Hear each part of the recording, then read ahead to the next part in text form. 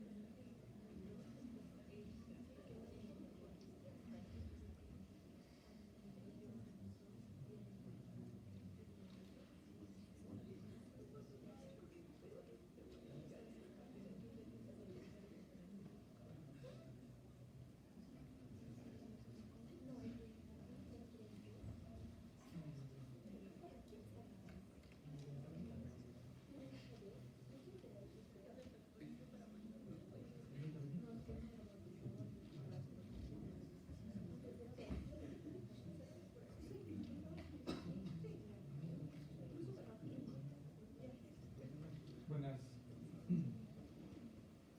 Ya chicos, vamos a iniciar el... ¿Hay parlante? No se escucha. Ya. Vamos a ver el manejo terapéutico del hipotiroidismo, hipertiroidismo y insuficiencia suprarrenal. Vamos a tratar de hacerlo rapidísimo. Van a entender que manejar estos tres temas en 45 minutos, que es el tiempo que tenemos, es un poco complicadísimo, ¿ya? Entonces solo vamos a tratar de ver el tema estrictamente terapéutico, ¿ya? Algunas cosas muy genéricas para orientarnos y nada más. Ya, vamos a ver primero con lo que es el trastornos tiroideos, ¿sí? Entonces en este cuadro, digamos, fácilmente, en virtud de la concentración del TSH y la concentración de la T4 libre, nosotros podemos hacer el diagnóstico de las principales patologías, ¿sí? Entonces, por ejemplo, si ustedes tienen una T4 muy alta con una TSH muy baja, será un hipertiroidismo primario, ¿sí?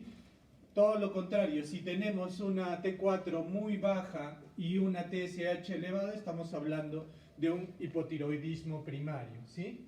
Y tenemos causas un poquito complejas, como por ejemplo el hipotiroidismo secundario y terciario, en el cual vamos a tener concentraciones de T4 libre disminuidas y con un TSH muy bajo o levemente disminuido, ¿sí? Lo cual nos puede causar un poco de confusión, porque normalmente lo que nos han enseñado es que en hipotiroidismo la TSH siempre va a estar alta, pero en hipotiroidismo secundario y terciario esto no es así. La TSH puede estar al contrario un poco disminuida, ¿sí? Entonces el cuadro básicamente léanlo, repásenlo para que se ubiquen cada una de las diferentes trastornos que vamos a manejar, que es lo que vamos a ver ahora en la terapéutica, ¿sí? Entonces, en resumidas cuentas, si ustedes tienen una TSH disminuida, ¿sí? Una TSH disminuida, tenemos que evaluar la T4.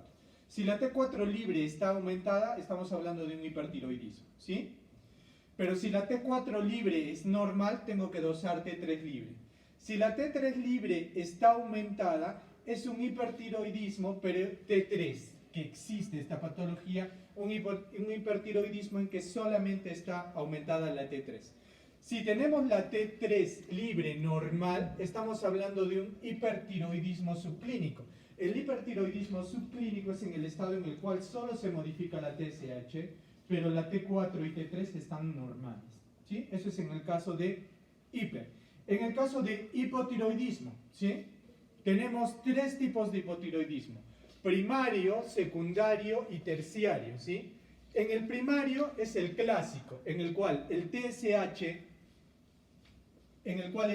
está aumentado. ¿Por qué está aumentado? Porque está tratando de estimular esa tiroides para que secrete T3 y T4, pero sin embargo la T3 y la T4 van a estar bajos, ¿sí? Ese es por un problema, la X, eso quiere decir que es un problema de la glándula tiroides. Como la glándula tiroides no funciona, la hipófisis trata de secretar cada vez más y más TSH.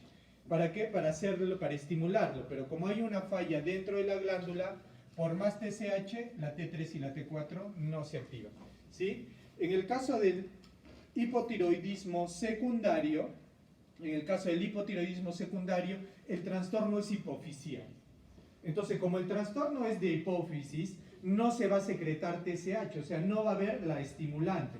Y al no haber la estimulante, obviamente los niveles de T3 y T4 van a estar bajos. ¿Sí? Y en el hipotiroidismo terciario es un trastorno todavía mucho más superior a nivel hipotalámico. Entonces en el hipotálamo se produce, como ustedes saben, el TRH. Entonces no va a haber TRH que estimule la hipófisis no va a estimular TSH y el TSH va a estar disminuido y T3 y T4 disminuidos, y ahí tenemos todos los tipos de hipotiroidismo. ¿Sí? Súper sencillo. Ahora sí ya vamos a ver el hipotiroidismo. En el hipotiroidismo, bueno, tenemos el hipotiroidismo primario, como les dije en la diapositiva anterior, el primario es en el cual la afectación es a nivel de la glándula tiroidea, ¿sí? Entonces, él representa la mayoría de casos, estamos hablando más del 90% de casos, ¿sí? Y dentro de las causas de hipotiroidismo tenemos la enfermedad de Hashimoto, ¿sí? Que es una tiroiditis linfocítica crónica, que es la causa más frecuente en países desarrollados, ¿sí? En esta patología, aparte de encontrar una TSH elevada y una T4 baja, vamos a encontrar anti-TPO y antitiroglobulina, ¿sí? Anti-TPO y antitiroglobulina positivas. También es importante que ustedes sepan que la enfermedad de Hashimoto es más prevalente en mujeres y aumenta con la edad. O sea, es más probable que a medida que aumente la edad, aumente el riesgo de tener Hashimoto, y en mujeres mucho más, ¿sí? Luego tenemos en mucho menos frecuencia el hipotiroidismo transitorio, que es, como vemos aquí, típico en la tiroiditis puerperal, en pacientes gestantes que luego de dar a luz desarrollan un cuadro de hipotiroidismo y una tiroiditis subaguda, ¿sí? También tenemos fármacos que nos pueden producir hipotiroidismo, como el yodo, el litio, el bexaroteno, el sunitinib, la miodarona, ¿sí? Y dentro del laboratorio, ¿qué vamos a encontrar en un paciente con hipotiroidismo? El hipotiroidismo se puede asociar a hiponatremia con frecuencia, aumento de colesterol, triglicéridos y aumento de la creatina sinasa, ¿sí? Clínicamente, ¿qué vamos a encontrar? Lo que ustedes ya saben bien. En un paciente con hipotiroidismo vamos a encontrar alopecia, el paciente va a estar bradexíquico, va a haber pérdida de memoria, puede haber macroglosia, edema palpebral, el paciente no va a tolerar el frío, puede presentar un síndrome del túnel del carpo, cardiomegalia con derrame pericárdico, estreñimiento, metrorragias en el caso de mujeres, piel áspera, seca, amarillenta, debilidad y espasticidad a nivel de la musculatura, sobre todo proximal, reflejo aquilio, y en realidad todos los reflejos van a estar enlentecidos y el paciente va a aumentar de peso. Este es el prototipo clínico de un paciente con hipotiroidismo. Entonces, en un caso clínico, digamos para efectos del examen, pues ustedes tienen que tratar de identificar estos aspectos cruciales para identificar una terapéutica adecuada. Si no sabemos diferenciar clínicamente un hipo de un hiper, pues no voy a acertar en la terapia, ¿sí? Entonces, tienen que saber muy bien los aspectos clínicos de la patología. Y el tratamiento. En el tratamiento no hay mucho que pensar. Levotiroxina es el tratamiento, es lo que debemos saber bien. Levotiroxina. ¿Cuál es la dosis de levotiroxina? La que figura ahí. 1.5 microgramos por kilo vía oral. En general, la mayoría de pacientes van a utilizar dosis fluctuantes entre esos, 75 y 150 miligramos al día. Va a depender del peso, ¿sí? Pero también va a depender de otros factores, como por ejemplo vamos a ver aquí. En ancianos que estén sanos, se recomienda que iniciemos con 50 microgramos día, ¿ya? No en un adulto sano. En un adulto joven generalmente empezamos con 75 miligramos y vamos subiendo, ¿sí? Pero en un anciano sano debemos empezar con 25 microgramos día. Y en un paciente que tenga cardiopatía, que tiene riesgo de utilizar levotiroxina, iniciamos con una dosis baja de 25 microgramos día. Entonces, como ven, la dosis es muy fluctuante, ¿sí? ¿Qué recomendaciones terapéuticas le tienen que hacer al paciente que ustedes le prescriban levotiroxina? Que tiene que tomarlo 30 minutos antes de comer, ¿sí? 30 minutos antes de comer. Y que no lo debe mezclar con otros medicamentos. Si tiene otra medicación a tomar en la mañana, igual. Decirle que le dé un espacio de 1 hora entre esa medicación y la levotiroxina, ¿sí? La levotiroxina, por favor, va sola, ¿sí? Ahora, una vez que yo inicié el tratamiento con levotiroxina, tengo que dosarle a las 6 a 8 semanas post tratamiento, tengo que dosar TSH, ¿ya? El control, ¿para qué me sirve el TSH? Para ver si es que lo estoy haciendo bien o mal, si me está dando mucha dosis o me está dando poca dosis, ¿sí?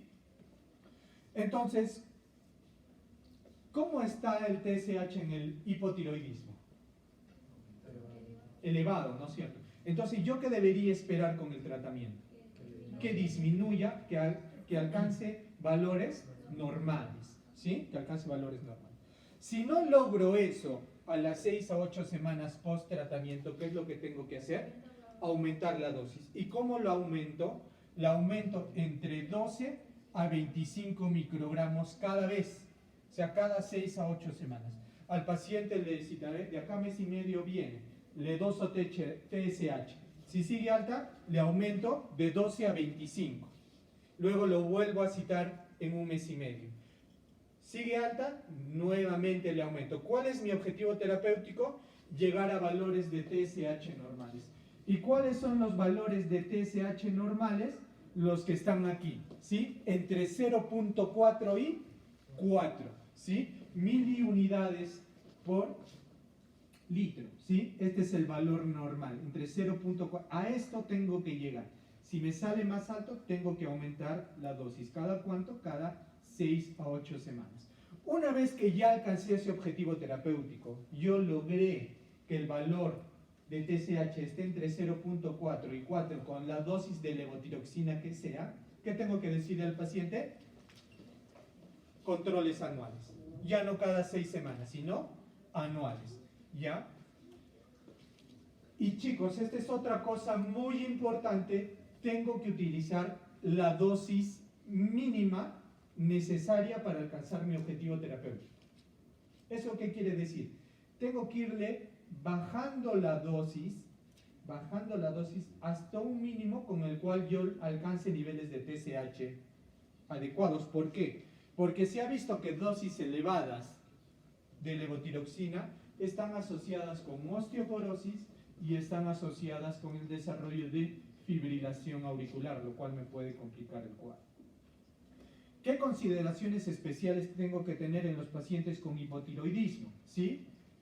Situaciones en las cuales cambian las necesidades. Eso quiere decir que yo necesite más tratamiento, ¿no? Mi paciente que le estoy dando 100 microgramos y de pronto en su control me sale que está muy alto la TSH. Y yo digo, ¿qué ha pasado? ¿Por qué de un momento al otro mi paciente no está respondiendo al tratamiento? ¿Qué debo sospechar? Que mi paciente no esté cumpliendo con la medicación. ¿Sí? Que hay una mala absorción por enfermedades intestinales o por algún fármaco. ¿Y qué fármaco alteran la absorción de la levotiroxina? Miren aquí, el carbonato de calcio, que es muy usado en pacientes con osteoporosis. El sulfato ferroso, que lo utilizan mucho las gestantes, ¿sí? La colestiramina, que es para el tratamiento del prurito colestásico. El sucralfato, que se usa mucho en pacientes con gastritis, con úlceras.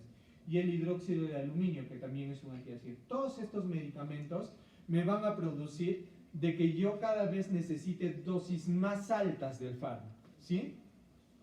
¿Y con qué medicamentos va a interactuar? Va a interactuar con los estrógenos, va a interactuar con la rifampicina, con la carbamazepina y con la fenitoína. Eso quiere decir que un paciente que esté tomando estos medicamentos va a interactuar con la levotiroxina y va a requerir dosis más altas, ¿sí? Y también va a haber una insuficiencia en la función tiroidea endógena luego de dar de administrar yodo 131, ¿sí? De dar yodo como tratamiento, se altera la función tiroidea. En el caso de la gestante, ¿está contraindicado el uso de levotiroxina? No, todo lo contrario. Se ha visto que durante la primera mitad del embarazo, las necesidades de levotiroxina aumentan entre 40 y 50%. Durante el primer trimestre, la paciente requiere más levotiroxina, ¿ya? Y el TSH, ¿ya? El TSH hay que medirlo cada mes durante el segundo trimestre.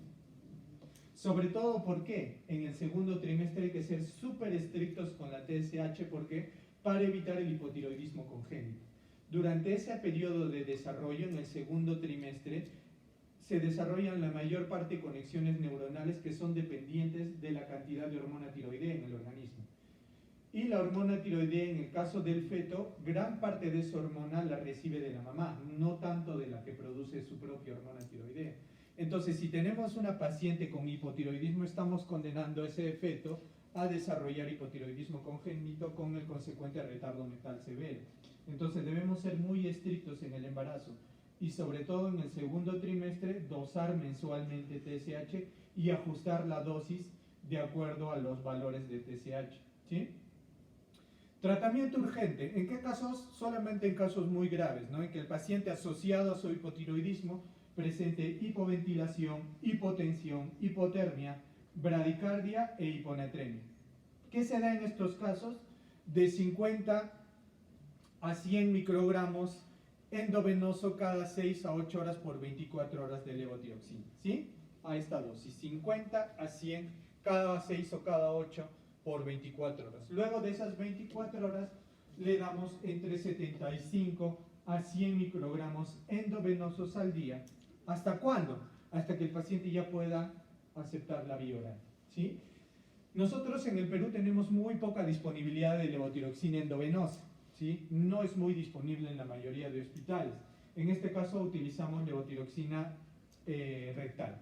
Se ha visto que la vía rectal es muy similar a la endovenosa en caso de grados severos, ¿no? De que hagamos un tratamiento urgente con las mismas dosis para el endovenoso, ¿sí?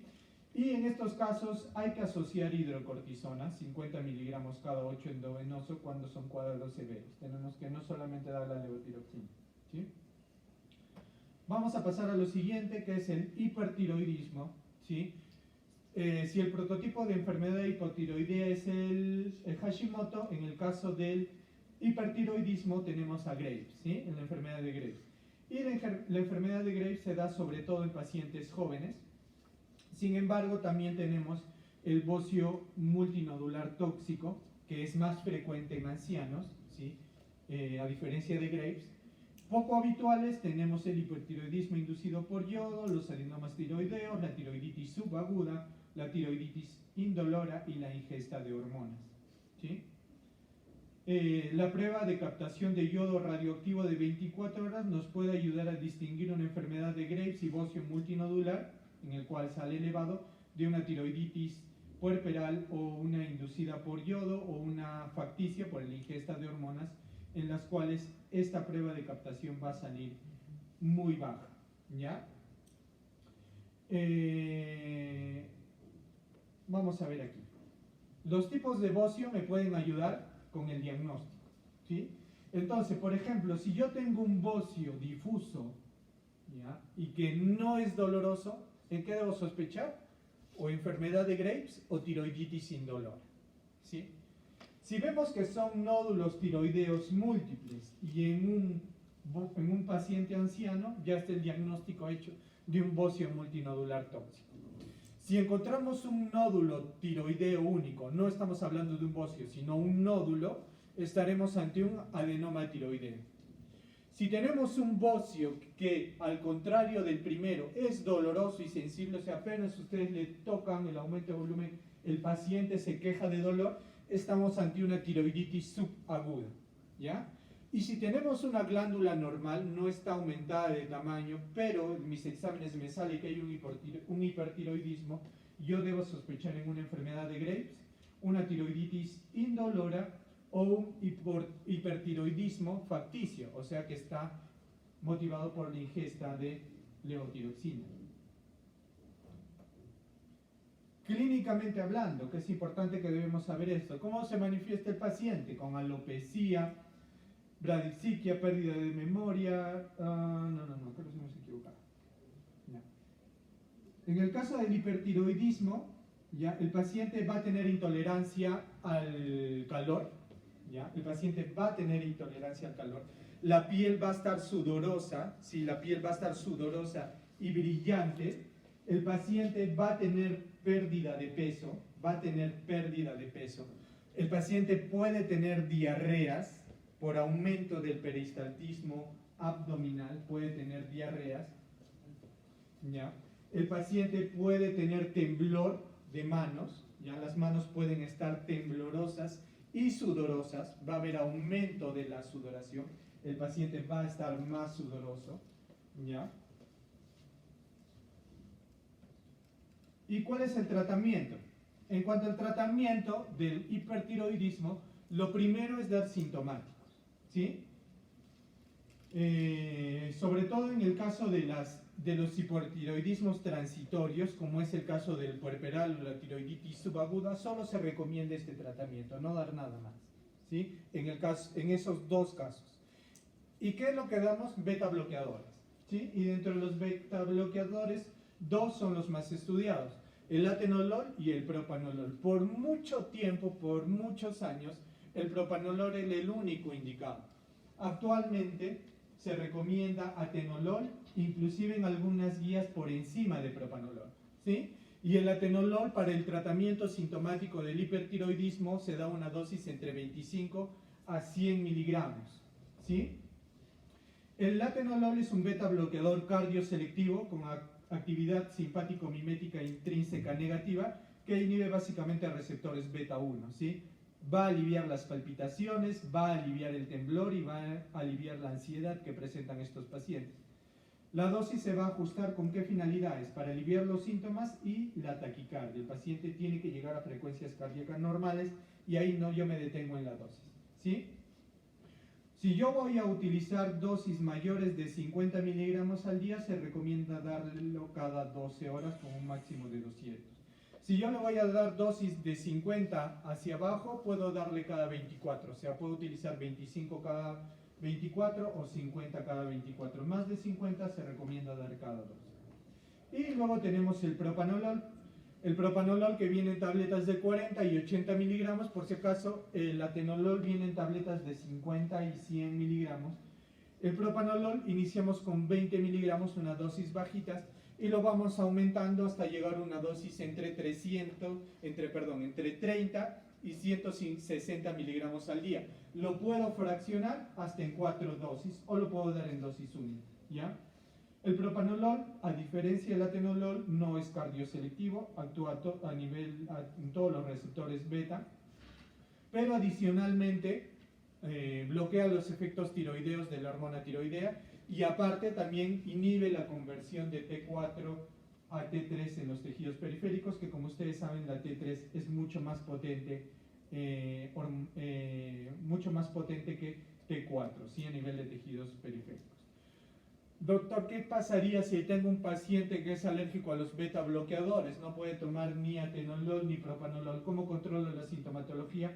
Pues le puedo dar calcio antagonistas, ¿sí? Dentro de los calcio antagonistas tenemos a nifedipino, verapamilo, ¿ya? Ahora, el tratamiento definitivo, ya no el sintomático, ¿ya? Tenemos el yodo radioactivo, o conocido como radio, ¿sí? Que utilizamos un yodo 131, es de elección prácticamente en todos los pacientes, ¿sí? Quizás una de las contraindicaciones que tenga pocas es que no puedo dar en gestantes, ¿sí? En gestantes está contraindicado, ¿ya? Basta una dosis, dar una dosis de yodo radioactivo para controlar el 90% de casos, ¿sí? Hay que tener ciertas condiciones antes de iniciar el tratamiento. Por ejemplo, si el paciente está utilizando tionamidas estamos hablando del tiamazol, hay que suspenderla 3 días antes. Entonces, si el paciente toma tiamazol, hay que decirle que lo suspenda 3 días antes de que yo le vaya a dar el yodo, ¿ya? Y si el paciente ya ha recibido yodo, ya sea que, por ejemplo, ha utilizado un medio de contraste yodado, ¿ya? Recuerden que las tomografías, por ejemplo, con contraste, utilizamos contraste yodado. Si el paciente ha utilizado contraste o va a utilizar contraste, hay que decirle que mínimo 2 semanas antes no puede utilizar tratamiento con yodo, 2 semanas antes de recibir el tratamiento. ¿Por qué? Porque, por ejemplo, las tionamidas van a interferir el tratamiento, si van a interferir con el tratamiento con yodo radioactivo, ¿sí? Ahora, yo tengo que reevaluar, luego de haberle dado el yodo radioactivo, al paciente lo tengo que reevaluar cada 4 a 6 semanas.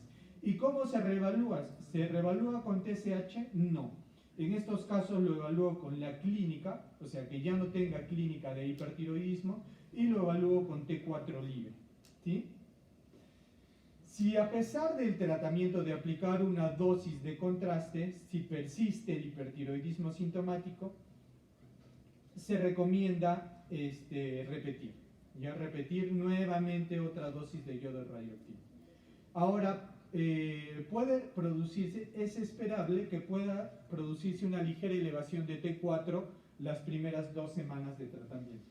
El yodo radioactivo, al ingresar a la tiroides y prácticamente destruir las células tiroideas, las 2 primeras semanas esas células tiroideas, al ser destruidas, empiezan a secretar mucha hormona tiroidea. Entonces, por tanto, es esperable que las 2 primeras semanas pueda aumentar el T4. ¿Sí? Es esperable eso. ¿Qué otro tipo de tratamiento? Otra cosa muy importante, se ha visto también que en estos pacientes el hábito de fumar interfiere con el funcionamiento del yodo radioactivo. Por tanto, hay que recomendar al paciente que tiene contraindicado fumar. O si es que es un paciente ya fumador crónico, tiene que suspenderse el tratamiento. ¿Sí? Ahora, ¿qué otro tratamiento definitivo tenemos? En segundo término, luego del yodo radioactivo, tenemos a las llamadas tionamidas, ¿sí? Y dentro de las tionamidas tenemos 2 importantes. El metimazol, o también conocido como tiamazol, son sinónimos, y el propiltiouracilo, ¿sí? El tiamazol o metimazol tenemos dosis de 5 miligramos, vienen en las tabletas, y en el caso del propiltiouracilo, pues nos vienen tabletitas de 50 miligramos, ¿sí? Ahora, las tionamidas, ¿cómo funcionan? Inhiben la síntesis de hormonas tiroideas, ¿sí? Pero sin embargo, no tienen efecto permanente sobre la función tiroidea, a diferencia del RAI. Cuando ustedes dan yodo radioactivo, esas células tiroideas ya prácticamente quedan destruidas. Entonces, cuando a veces hay pacientes que con la dosis que le administramos lo podemos llevar a un hipotiroidismo iatrogénico, o sea, el paciente de ser hipertiroideo lo volvemos hipotiroideo, porque la función se altera. En cambio, con el uso de las tionamidas, esto no ocurre, no tienen un efecto permanente. Tal es así que se ha visto que pacientes que consumen por largos periodos estos tratamientos, luego de 6 meses de abandonar el tratamiento, nuevamente pueden desarrollar hipertiroidismo. O sea, 6 meses sin tratamiento, se les va a activar nuevamente el hipertiroidismo, van a tener una recidiva, ¿sí? Es importante mencionar también que en el caso de enfermedad de Graves, que es el prototipo de hipertiroidismo, se ha visto que 1/3 de los casos de Graves remiten espontáneamente, o sea, se curan. Ustedes le dan un ciclo de metimazol, y de frente le hacen controles y el paciente ya no tiene nada. Hasta 1/3 de casos esta enfermedad remite espontáneamente, ¿sí? ¿Por qué es mejor utilizar el tiamazol que el propiltiouracilo? Pues tiene un mejor perfil de seguridad, es un medicamento con menos efectos adversos, ¿sí? La dosis es muy variable, oscila entre 10 a 40 miligramos vía oral al día y se puede fraccionar en 2 a 3 dosis. Si bien es cierto, ustedes pueden revisar literatura en el cual les recomiendan dar una vez al día, se ha visto que fraccionándolo obtenemos los mismos efectos sin los efectos benignos de la enfermedad, los efectos para la patología, sin los efectos adversos como molestias gastrointestinales que puede provocar. Entonces el fraccionamiento nos ayuda a eso, ¿sí? Ojo que en casos graves de hipertiroidismo, como por ejemplo en tormentas tiroideas, podemos utilizar dosis mayores, ¿sí? Si la T4 no baja a las 4 a 8 semanas, podemos aumentar la dosis hasta 60 miligramos. ¿Eso qué quiere decir? Que yo tengo que hacer un control del tratamiento a las 4 a 8 semanas para ver si mi tratamiento es efectivo o no. ¿Y con qué controlo? Con T4 libre, ¿sí? El propiltiuracilo. El propiltiuracilo, adicionalmente al metamizol que actúan inhibiendo la síntesis de hormonas tiroideas, este medicamento, además de eso, inhibe la conversión periférica de T4 a T3, entonces tiene un doble mecanismo de funcionamiento, ¿sí?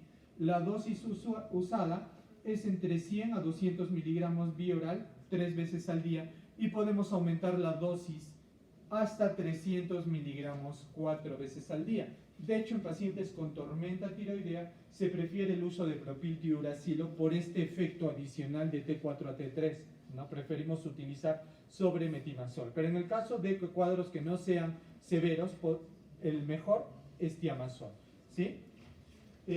Por si acaso, ¿cuánto debería durar un ciclo de tratamiento? Lo que les mencionaba, ¿cuánto debe durar un ciclo de tratamiento con tionamidas? Se recomienda que la duración oscila entre 6 meses y 2 años.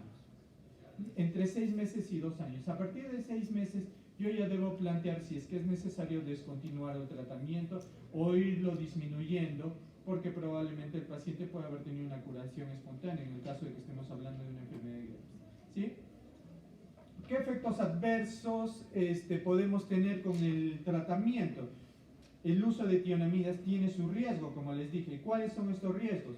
De abajo hacia arriba, de menos leves a más severos. Dentro de los menos leves, exantema, urticaria, fiebre, artralgias y una leucopenia transitoria, ¿sí? En el 0.3% de casos de pacientes que toman, va a haber agranulocitosis, y lo más severo, casi mortal si es que se presenta, son hepatitis, vasculitis y lupus inducido por fármacos, ¿sí? Si tenemos un paciente que está ictérico, se pone ictérico, que está en tratamiento, que tiene ictericia y además tiene síntomas de agranulocitosis como fiebre, escalofríos y faringitis, inmediatamente se tiene que suspender el tratamiento, ¿ya? Si un paciente ictérico hace agranulocitosis y desarrolla fiebre, escalofríos y faringitis, inmediatamente suspender el tratamiento.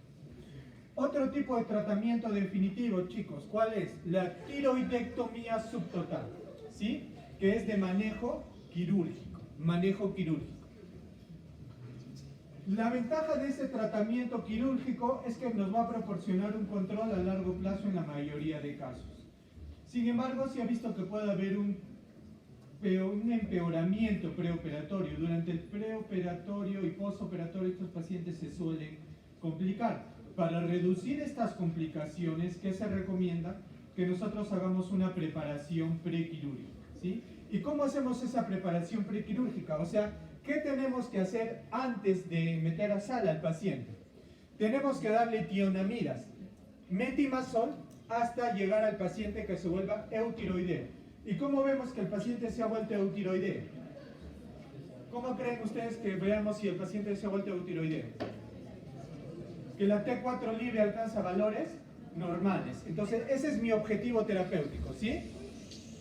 Luego, ¿qué tenemos que dar? Aparte de darle metamizol o propiltiuracilo hasta alcanzar el eutiroidismo, tengo que darle SSKI. ¿Qué es el SSKI?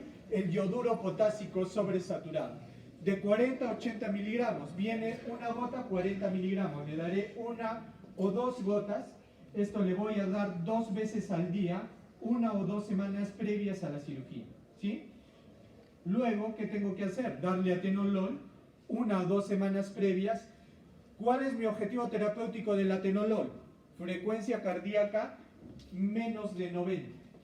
Entonces le aumentaré la dosis, como vimos, ¿cuánto era la dosis de atenolol? Entre 25 y 100 miligramos. Le iré subiendo la dosis hasta que la frecuencia cardíaca de ese paciente me llega a menos de 90. Y lo tengo que mantener el tratamiento hasta una semana post cirugía. Y además también le tengo que dar el yoduro potásico, ¿sí? Hay que evaluar TSH y T4 libre a los 4 a 6 meses post cirugía. Si es normal, lo reevalúo a los 3 meses, a los 6 meses y luego lo hago anualmente. Este procedimiento no está exento de complicaciones. ¿Cuáles son las complicaciones? Hipotiroidismo.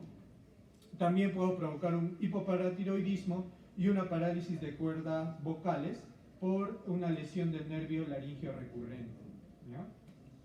¿Qué consideraciones especiales tengo que tener en estos pacientes? Chicos, ¿se acuerdan qué es el hipertiroidismo subclínico?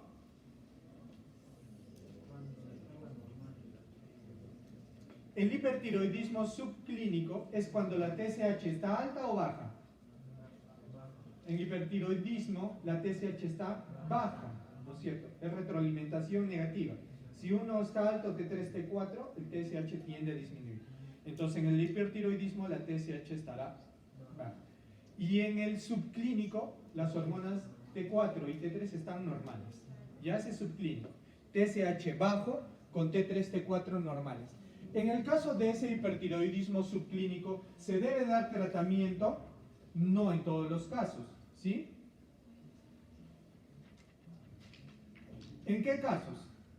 Se recomienda cuando el valor de TSH es tan bajo como menor a 0.1 microgramos, microunidades por mililitro.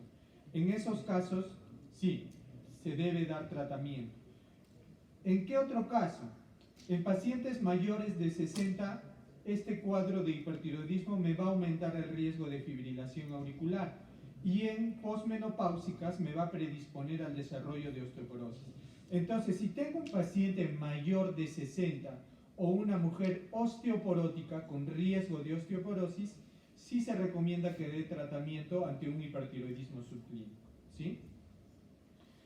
El tratamiento urgente está justificado si es que hay un empeoro de una falla cardíaca, si se presenta un síndrome isquémico coronario agudo o en el caso de una tormenta tiroidea.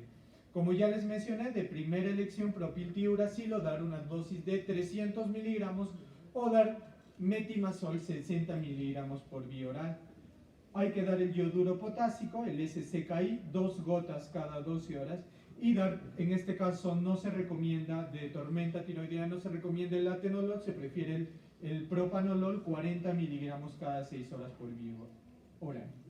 En el caso de pacientes gestantes, no se recomienda el yodo radioactivo, por si acaso está contraindicado.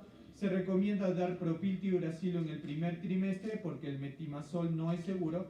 El metimazol solamente se puede utilizar en las últimas semanas de gestación, ¿sí? Y en estos casos se recomienda atenolol por encima de propanolol, dar una dosis entre 25 y máximo 50 miligramos de atenolol, ¿sí? Y finalmente vamos a ir con insuficiencia suprarrenal. La insuficiencia suprarrenal se debe a enfermedades de la glándula suprarrenal. En este caso, si es de la glándula, ¿cómo se llamará? Primaria. Insuficiencia suprarrenal primaria cuando la suprarrenal es la alterada. ¿O cuál es su otro nombre? Enfermedad de Addison, ¿sí? Y en el caso de que se deba a déficit de ACTH por problemas hipofisiarios o hipotalámicos, se denominará insuficiencia suprarrenal secundaria, ¿sí? Se denominará insuficiencia suprarrenal secundaria. En el caso de la primaria, se debe con más frecuencia a causa autoinmune. Hay déficit de cortisol, va a haber déficit de aldosterona y va a haber un aumento de ACTH. Acuérdense bien, déficit de cortisol, déficit de aldosterona y aumento de ACTH. Y como les dije, la primaria es con más frecuencia causa autoinmune, pero en países desarrollados. Alguien levante la mano y me diga cuál es la causa más frecuente de insuficiencia suprarrenal primaria en el Perú. ¿Quién sabe? La causa más frecuente de insuficiencia suprarrenal primaria en el Perú. Muy bien, tuberculosis es la causa más frecuente de insuficiencia suprarrenal primaria en el Perú. En países del primer mundo es autoinmune, ¿sí? El infarto suprarrenal hemorrágico se da en el postoperatorio cuando hay trastornos de la coagulación, en estados de hipercoagulabilidad y en sepsis se puede dar. Este infarto suprarrenal me va a llevar a una insuficiencia suprarrenal. Y en el caso de la causa secundaria, la mayoría de casos de secundaria se debe a tratamientos con glucocorticoides, ¿ya? Y en estos casos hay déficit aislado de cortisol, ¿sí? Tenemos otras causas, para que se acuerden, ahí tienen un acrónimo, ¿sí? Addison, A de autoinmune, causa autoinmune, D de degenerativa, una enfermedad de depósito granulomatosa como la amiloidosis, otra D de drogas, el ketoconazol me puede producir insuficiencia suprarrenal, y de infecciones como la tuberculosis, citomegalovirus y VIH, S de secundaria, en la secundaria la causa es un hipopituitarismo, ¿no? Por déficit de ACTH, la O de otras causas, la que les dije, la hemorrágica, y la N de causas neoplásicas, así como metástasis, linfomas propios de la glándula suprarrenal me pueden producir insuficiencia suprarrenal, pero la más frecuente entre las neoplasias, las metástasis. Clínicamente el paciente, ¿qué va a tener? Astenia y anorexia, es uno de los síntomas principales. Por eso es tan difícil diagnosticar a veces una insuficiencia suprarrenal, porque solo se manifiesta con astenia y anorexia. ¿Qué más va a tener el paciente? ¿Ya? Para que se acuerden, esta insuficiencia suprarrenal clínicamente es la enfermedad de las H. Casi todo es con H, ¿sí? El paciente va a tener hipotensión, va a tener hipoglucemia, va a tener hiponatremia, va a tener hipercalemia, ¿sí? Además de eso va a tener síntomas gastrointestinales como náuseas, vómitos, dolor abdominal, va a haber pecas o pigmentación de la piel, las cicatrices o pliegues que tengan van a hiperpigmentarse, puede haber calcificación del cartílago, pérdida de peso y debilidad muscular proximal, ¿sí?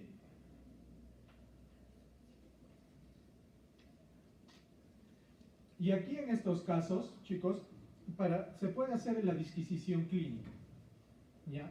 Y a ver, alguien que me diga por qué la hiperpigmentación me va a ayudar a diferenciar entre una insuficiencia suprarrenal primaria y secundaria. ¿Por qué la hiperpigmentación me va a ayudar a diferenciar entre una insuficiencia suprarrenal primaria y secundaria? ¿Quién sabe?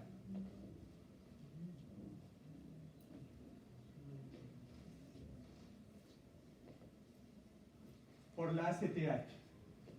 La responsable de la hiperpigmentación es la ACTH, ¿sí?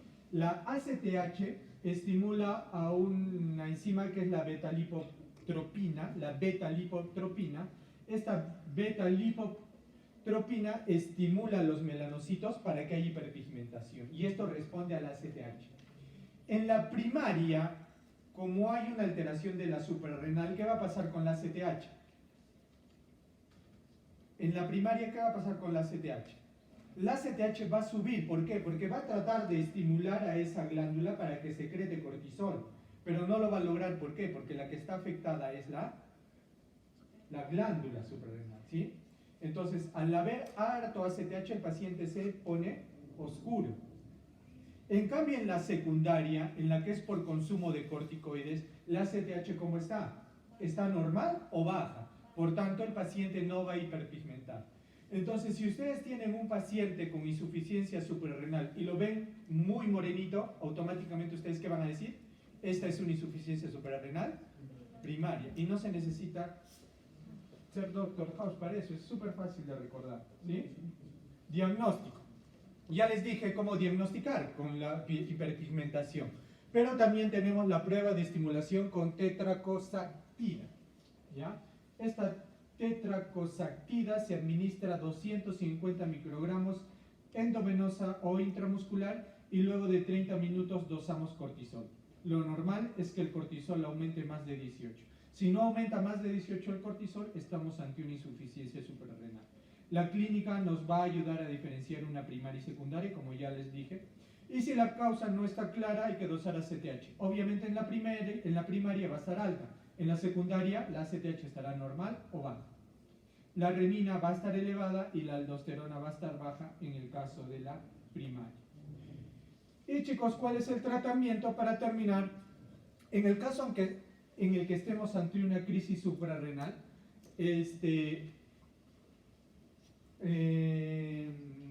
con mucha frecuencia, con extremada frecuencia, cuando ustedes, el próximo año es en internado, ¿no? El próximo año en el internado, en los hospitales, van a encontrar que casi nadie diagnostica insuficiencia suprarrenal y se presenta con relativa frecuencia. ¿Y por qué? Porque lo confundimos mucho con shock séptico. ¿Ya? ¿Por qué? Porque es un paciente que hace hipotensión, y ustedes le meten volumen, antibióticos y no responde, sigue hipotenso. Y es porque hacen insuficiencia suprarrenal. Las enfermedades crónicas me pueden llevar a insuficiencia suprarrenal, ¿sí? Entonces, ¿en qué tipo de paciente yo sospecho insuficiencia suprarrenal? En un paciente que esté en shock, pero asociado a ese shock tiene astenia y anorexia, que también puede tener la sepsis, pero la diferencia es que tienen un poquito de dolor abdominal. Es un dolor abdominal difuso. Y la otra característica importante es que normalmente hacen hiponatremia e hipercalemia, que es algo que en la mayoría de pacientes sépticos no realizan trastornos del sodio, ¿ya?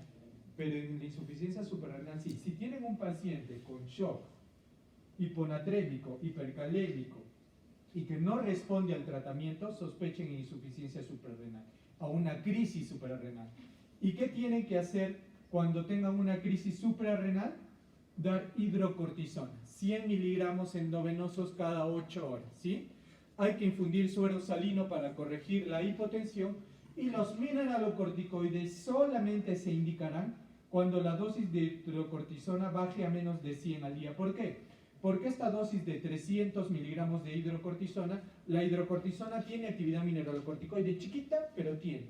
Esa actividad chiquita alcanza lo suficiente. ¿Cuándo no alcanza? Cuando yo llegue a menos de 100 al día. Ahí sí ya le tengo que dar mineralocorticoides. Si yo no estoy seguro al 100% de que es una crisis suprarrenal, no se recomienda dar hidrocortisona, se recomienda dar dexametasona, 10 miligramos endovenosos en dosis únicas y luego hacer los estudios, ¿sí? ¿Por qué se recomienda dar dexametasona, doctor, y no hidrocortisona en un paciente que no estoy seguro? ¿Por qué? Porque la dexametasona no me aumenta los niveles de cortisol. La dexametasona no altera los niveles de cortisol. Entonces, si tú no estás seguro de tu diagnóstico, ¿qué le tendrás que dosar? Cortisol, ¿no es cierto? Para ver si es insuficiencia suprarrenal o no. Entonces, le das dexa, porque si le das dexa ya no te va a aumentar el cortisol. Si le das hidrocortisona, el cortisol se te va a ir al cielo y te va a dar un diagnóstico errado. Por eso se recomienda dexa 10 miligramos, que equivale a 2 ampollas y media, ¿sí? Y la terapia de mantenimiento, o sea, en un paciente que no está en una emergencia, hay que reponer el cortisol ¿con qué? Con prednisona. Basta la prednisona. Y la aldosterona, hay hipoaldosteronismo, en el caso de la insuficiencia suprarrenal primaria, tengo que dar fludrocortisona, ¿sí? Fludrocortisona como mineralocorticoide, ¿ya? La prednisona, ¿qué dosis? 5 miligramos vía oral todas las mañanas. Las enfermedades, lesiones o perioperatorio, o sea, en el caso que un paciente esté enfermo, tenga alguna lesión o esté en un perioperatorio, se recomienda duplicar la dosis por 2 a 3 días. O sea, ya no le daré 5, sino le daré 10 miligramos por 2 a 3 días. Si el paciente con problema suprarrenal, con insuficiencia suprarrenal, desarrolla vómitos y ustedes sospechan que esos vómitos son por esa insuficiencia suprarrenal, se recomienda dar dexametasona, una ampolla intramuscular más hidratación. Y en el caso de que presenten enfermedades o lesiones graves, ya no dar duplicar la dosis, sino dar hidrocortisona. O sea, en enfermedades leves, yo le duplico la dosis de prednisona 5, lo paso a 10. Pero si es una enfermedad o lesión grave, le tengo que dar hidrocortisona 50 cada 8. Y ir reduciendo la dosis de hidrocortisona a medida que mejore el paciente, ¿sí? Tengo que tratar de ajustar la dosis de corticoides a lo mínimo indispensable. Igual que en levotiroxina, dar lo mínimo indispensable. En prednisona también lo mínimo indispensable. ¿Por qué? Para evitar que el paciente desarrolle enfermedad de Cushing, ¿sí? Y también osteoporosis.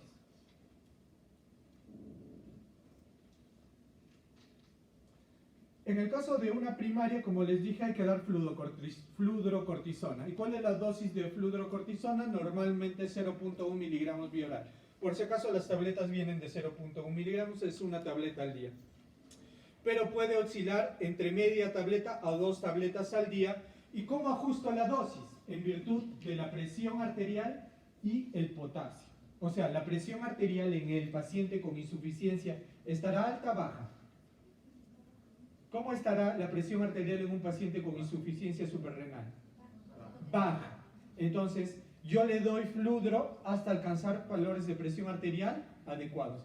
¿Y el potasio cómo está? ¿Alto o bajo? Alto, ya acuérdense, sodio bajo, potasio alto. Y le daré fludro hasta alcanzar niveles de potasio normales, ¿sí? Ese es el objetivo terapéutico. Bueno, chicos, he tratado de hacer un resumen de lo súper más importante. Obviamente las preguntas, ¿no? Porque tienen que subir su nota en tercera fase, ¿no? Están súper bajas las notas. Entonces, enfóquense en identificar el cuadro clínico y dar un tratamiento adecuado. Las preguntas solamente van a ser orientadas a eso. Es sentido común, nada más, ¿ya? Apréndanse bien cuadro clínico y la terapia y las condiciones especiales que me puedan hacer cambiar, ¿no? Estamos hablando de una gestante, hay que tener en cuenta algunos criterios, si es que el paciente tiene alguna enfermedad asociada o está tomando algún medicamento que me pueda interferir con la acción del fármaco. ¿Ya? Listo. Nos vemos, buenas noches. Por favor, la lista, ¿quién la tiene? ¿Quiénes participaron? Levanten la mano. ¿Tu nombre es? Viviana. Viviana. ¿Ya te has anotado en la lista? Anótate, por favor.